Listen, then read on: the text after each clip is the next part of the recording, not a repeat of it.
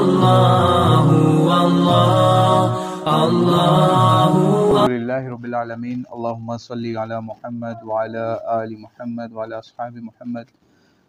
13ویں پارے کو آج ہم سٹارٹ کر رہے ہیں، اور آج بھی ہم مفتی منیب الرحمن صاحب کے ترجمے اور خلاصے سے پڑھیں گے۔ تو آئیے اس کا آغاز کرتے ہیں۔ حضرت یوسف علیہ السلام اپنی پاک دامنی ثابت ہونے پر تفاخر کا اظہار کرنے کے بجائے اللہ کا شکر ادا کرتے ہوئے انہوں نے فرمایا، میں اپنے نفس کی برات کا دعویٰ نہیں کرتا، نفس تو برائی کا بہت حکم دینے والا ہے، مگر جس پر میرا رب رحم فرمائے اسے اس کے نفس کی برائی سے محفوظ فرماتا ہے، بے شک میرا پروردگار بہت بخشنے والا بہت مہربان ہے۔ پھر بادشاہ نے یوسف علیہ السلام سے کہا کہ آج کے بعد آپ ہمارے نزدیک مقتدر اور امانت دار ہیں۔ یوسف علیہ السلام نے فرمایا، مجھے اس ملک کے خزانوں کا انچارج مقرر کر دیں، بے شک میں حفاظت کرنے والا علم والا ہوں، یعنی اللہ نے مجھے یہ علم عطا کیا ہے کہ مال کس سے لیا جائے اور کس کو دیا جائے، اور قومی خزانوں کی حفاظت کس طرح کی جائے۔ اسی سے یہ علماء نے اصول وضع کیا ہے کہ عہدے کی تمنا اگرچہ پسندیدہ بات نہیں ہے، لیکن اگر کسی شخص کے سوا کوئی اور عہدے کا اہل نہ ہو تو اہل شخص اپنی خدمات پیش کر سکتا ہے۔ اللہ تعالیٰ نے حضرت یوسف علیہ السلام کو ابتلا کے دور سے گزار کر اقتدار عطا کیا، اور پھر جب سارے ملک میں قحط پڑا تو کنعان سے یوسف علیہ السلام کے بھائی بھی غلہ لینے کے لیے آئے۔ یوسف علیہ السلام نے ان کو غلہ عطا کیا اور کہا، آئندہ اپنے دوسرے بھائی کو بھی لے کر آنا، ورنہ تمہیں غلہ نہیں ملے گا، اور انہوں نے بھائیوں کے پیسوں کی تھیلی بھی ان کے سامان میں رکھوا دی۔ پھر برادران یوسف بنیامین کو بھی باپ کی اجازت سے لے آئے تو حضرت یعقوب علیہ السلام نے انہیں ہدایت کی، تم سب ایک دروازے سے داخل نہ ہونا بلکہ الگ الگ دروازوں سے داخل ہونا، تاکہ تم نظر بد سے محفوظ رہو۔ جب برادران یوسف ان کے پاس پہنچے تو حضرت یوسف نے اپنے بھائی کو روکنے کی ایک خفیہ تدبیر کی کہ بھائی کے پیمان میں ایک شاہی پیالہ یا ایک پیمانہ رکھ دیا، اور پھر منادی نے اعلان کیا کہ قافلے والوں میں سے کسی نے چوری کر لی ہے۔ یوسف کے بھائیوں نے کہا، واللہ ہم فسادی اور چوری کے لیے نہیں آئے۔ درباریوں نے کہا، اگر کسی کے سامان میں پیالہ مل جائے تو اس کی سزا کیا ہوگی؟ انہوں نے کہا، اسے روک لیا جائے گا۔ بالآخر وہ پیالہ حضرت یوسف علیہ السلام کے بھائی کے سامان سے مل گیا، اور اس تدبیر سے ان کو روک لیا گیا۔ ان کو روکنے کی یہی صورت تھی۔ برادران یوسف نے کہا، اس سے پہلے اس کے بھائی بھی چوری کر چکے ہیں، لیکن یوسف نے حقیقت حال کو ظاہر نہیں کیا۔ برادران یوسف نے پیشکش کی کہ بنیامین کے بجائے ہم میں سے کسی کو روک لیا جائے، لیکن ظاہر ہے کسی اور کو روکنا مقصود ہی نہیں تھا۔ برادران یوسف نے واپسی پر یہ واقعہ والد کے سامنے بیان کیا تو انہیں ایک بار پھر شدید دکھ ہوا، پھر صبر جمیل کو اختیار کیا۔ شدت غم سے روتے روتے حضرت یعقوب کی بینائی بھی چلی گئی، اور انہوں نے کہا، میں اپنی پریشانی اور غم کی شکایت صرف اللہ سے کرتا ہوں۔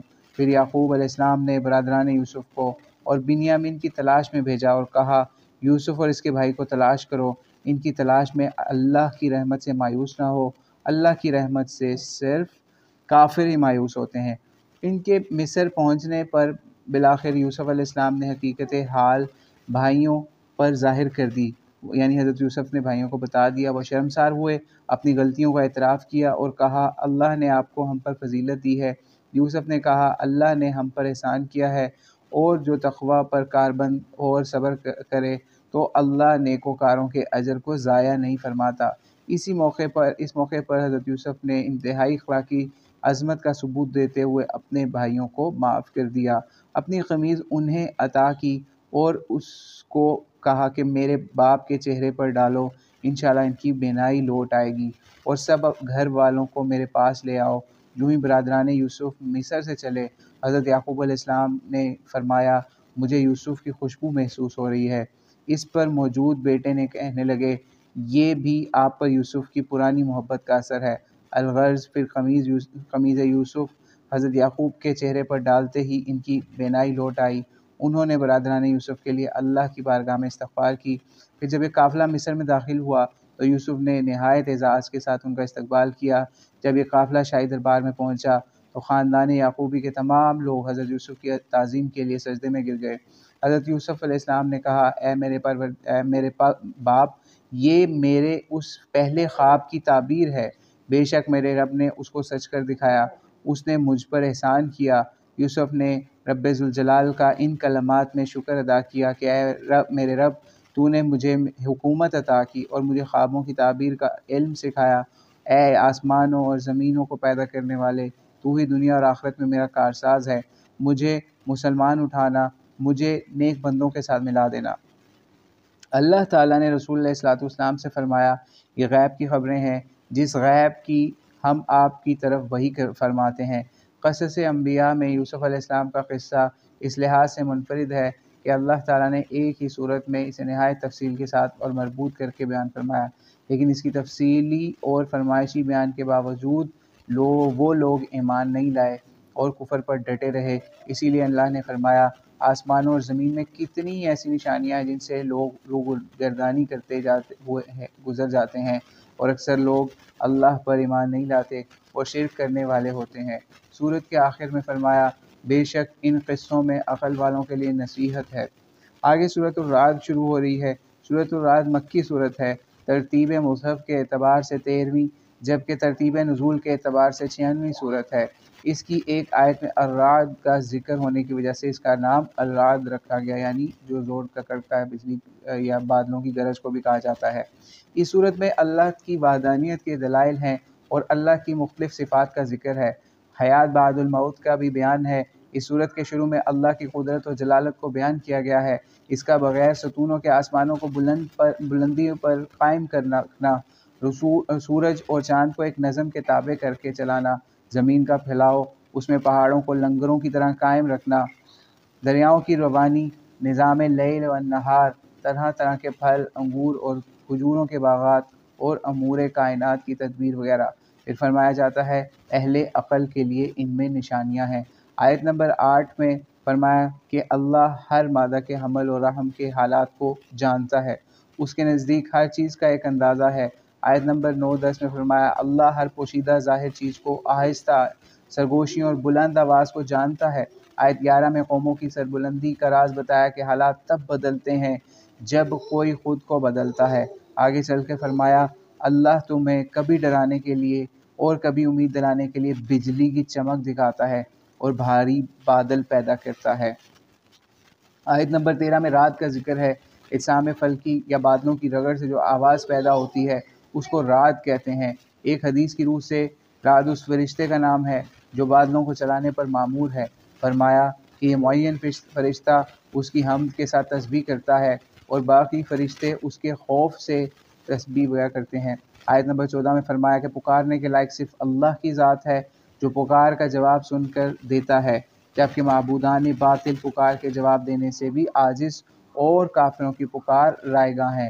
آیت نمبر 15 میں فرمایا، آسمانوں اور زمینوں میں جو چیز ہے سب خوشی ناخوشی اللہ ہی کے لیے سجدہ کر رہی ہے، یعنی مظاہر کائنات میں ہر چیز کا قادر مطلق کی جانب سے تفویض کی ہوئی اپنی ڈیوٹی کو انجام دینا، یہ اس کی عبادت ہے۔ آیت نمبر 16 میں فرمایا، اللہ کو چھوڑ کر تم کیوں کر ایسے معبودوں کی پرستش کرتے ہو جو خود اپنے نفع اور ضرر کے نقصان بھی نہیں؟ کیا بینا اور نابینا، ظلمت اور نور برابر ہو سکتے ہیں؟ کیا مشرکوں کے معبودوں نے بھی کبھی اللہ کی طرح کوئی مخلوق پیدا کی؟ نہیں، بلکہ اللہ ہی ہر چیز کا خالق ہے۔ آیت نمبر 17 سے فرمایا، آسمان سے برسنے والی بارش کے نتیجے میں ندی نالے جاری ہوتے ہیں، پھر سیلاب سے بلبلے والی جھاگ پیدا ہوتے ہیں۔ آگے چل کر زمین میں باقی رہنے کے اصول بیان فرماتے ہوئے فرمایا، پس رہا جھاگ تو بے فائدہ ہونے کی وجہ سے زائل ہو جاتا ہے، لیکن جو لوگوں کو فائدہ پہنچاتی ہے وہ زمین میں باقی رہتی ہے۔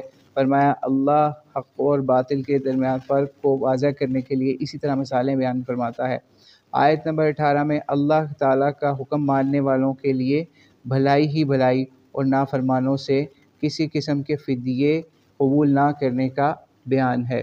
آیت نمبر 19 میں بیان فرمایا کہ وہ اہل عقل نصیحت حاصل کرتے ہیں جو اللہ کے عہد کو پورا کرتے ہیں اور پکے عہد کو نہیں توڑتے۔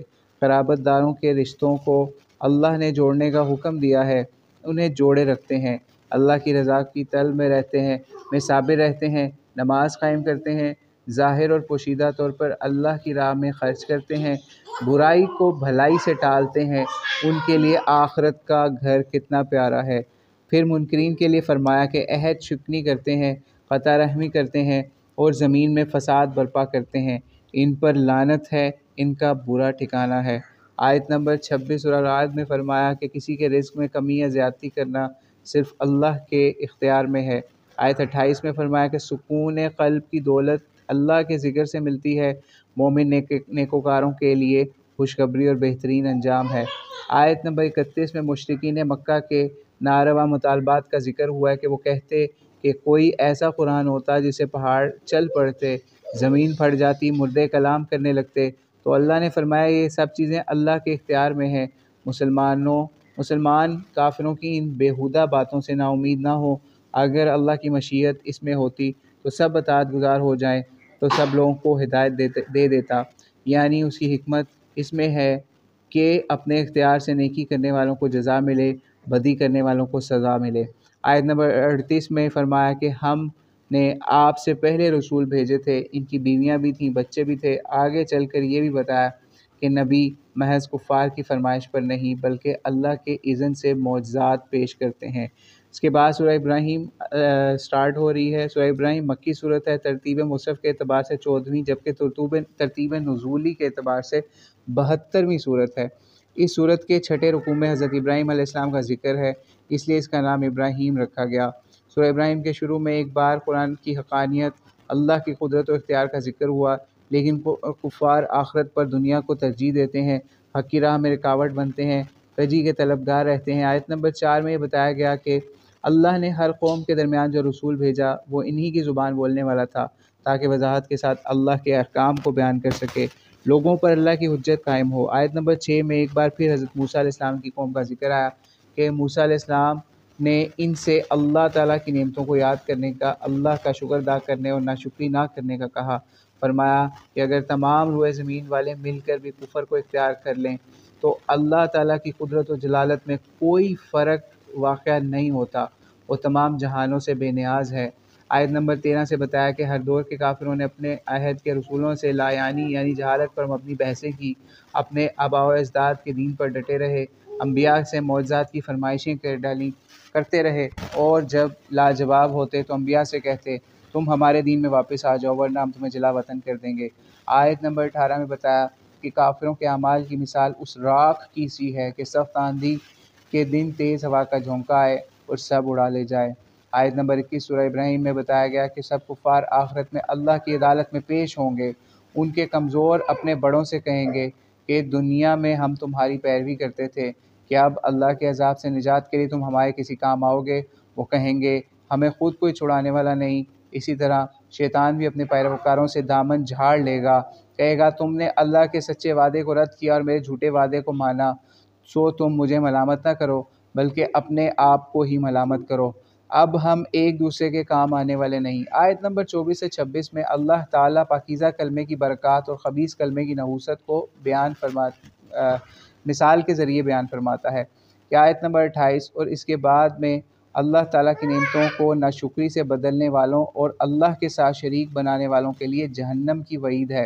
آیت نمبر 31 میں فرمایا کہ میرے مومن بندوں میں سے کہہ دو کہ قیامت سے پہلے نماز قائم کریں، زکوٰۃ ادا کریں۔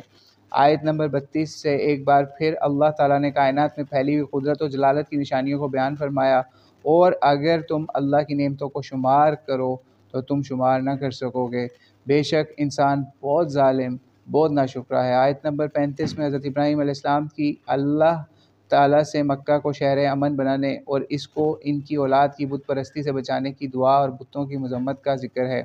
آیت نمبر 37 سے اس واقعے کا ذکر ہے جب حضرت ابراہیم علیہ السلام نے اللہ کے حکم سے حضرت ہاجر اور اسماعیل کو مکے کی بے آب و گیا اور زمین میں چھوڑ کر آئے تو رخصت ہوتے وقت اللہ سے دعا کی، اے ہمارے رب، میں نے اپنی بعض اولاد کو تیری حرمت والے گھر کے نزدیک بے آب و گیا وادی میں ٹھہرا دیا ہے تاکہ وہ نماز قائم کر سکیں، لوگوں میں سے بعض کے دلوں کو ان کی طرف مائل فرما، ان کو پھلوں سے روزی عطا فرما۔ آگے آیت نمبر 39 سے ابراہیم علیہ السلام نے بڑھاپے میں اسماعیل و اسحاق جیسی اولاد کے عطا کیے جانے پر اللہ کا شکر ادا کرتے ہوئے دعا کی، اے میرے رب، مجھے ہمیشہ نماز قائم کرنے والا بنا دے اور میری اولاد کو بھی، اے ہمارے رب، میری دعا کو قبول فرما۔ ہمارے رب میری اور میرے ماں باپ اور سب مومنوں کی قیامت کے دن مغفرت فرما۔ آیت 42 سے فرمایا کہ تم اللہ کو غافلوں کی بدعمالیوں سے بے خبر نہ سمجھو، اللہ تعالیٰ تو انہیں اس دن تک ڈھیل دے رہا ہے جس دن دہشت سے سب کی آنکھیں کھلی کی کھلی رہ جائیں گی، لوگ سر اٹھائے بے تحاشا دوڑ رہے ہوں گے، ان کی پلک تک نہ جھپک سکے گی، ان کے دل ہوار ہو رہے ہوں گے۔ اس دن ظالم یہ عرض کریں گے کہ اے ہمارے رب، ہمیں کچھ مہلت دے دے تاکہ ہم تیرے پیغام کو قبول کریں، تیرے رسولوں کی پیروی کریں۔ اللہ فرمائے گا، کیا تم نے اس سے پہلے یہ قسمیں نہیں کھائی تھی کہ تم پر بالکل زوال نہیں آئے گا؟ تم ان لوگوں کے گھروں میں رہتے تھے جنہوں نے اپنی جانوں پر ظلم کیا، اور تم پر یہ بھی واضح ہو چکا تھا ہم نے ان کے ساتھ کیسا معاملہ کیا تھا۔ ہم نے تمہارے لیے مثالیں بھی بیان کر دی تھیں، اور انہوں نے ایسی خطرناک سازشیں کی کہ ان سے پہاڑ بھی اپنی جگہ ہل جائیں۔ اللہ کے پاس ان کی سازشیں لکھی ہوئی ہیں، تو تم اللہ کو اپنے رسولوں سے کیے ہوئے وعدے کے خلاف کرنے والا نہ سمجھو، بے شک اللہ بہت غالب انتقام لینے والا ہے۔ آیت نمبر 52 میں فرمایا، یہ قرآن تمام لوگوں کے لیے پیغام ہے تاکہ انہیں اس کے ساتھ ڈرایا جائے اور یہ جان لیں کہ ایک اللہ ہی واحد عبادت کے لائق ہے، تاکہ عقل والے نصیحت حاصل کریں۔ آیت نمبر 48 سے پہلے تھی، جس میں قیامت کے دن کی ہولناک ماحول کا ذکر ہے، اسے آگے جس دن میں آسمان کی ماہیت بدل جائے گی، مجرم زنجیروں میں جکڑے جائیں گے، ان کا لباس تارکول کا ہوگا، ان کے چہروں کو آگ ڈھانپ رہی ہوگی۔ یہاں پر سورہ ابراہیم بھی ختم ہوتی ہے، اور اس کے بعد سورہ الحجر، اس کی ایک آیت شروع میں آتی ہے صرف، اور باقی یہ ہم اگلے سپارے کے اندر انشاءاللہ پڑھیں گے۔ سورۃ الحجر مکی صورت ہے، ترتیب مصحف کے اعتبار سے 15ویں، جبکہ ترتیب نزول کے اعتبار سے 54ویں صورت ہے۔ اس صورت کی وجہ تسمیہ اس کی ایک آیت میں الحجر کا مذکور ہونا ہے۔ تو آج کا سپارہ ختم ہوتا ہے، سپارہ نمبر 13۔ اللہ کریم سے دعا ہے جو ہم نے پڑھا اللہ اس کو قبول کرے اور اس پہ عمل کرنے والا بنائے۔ السلام علیکم ورحمۃ اللہ۔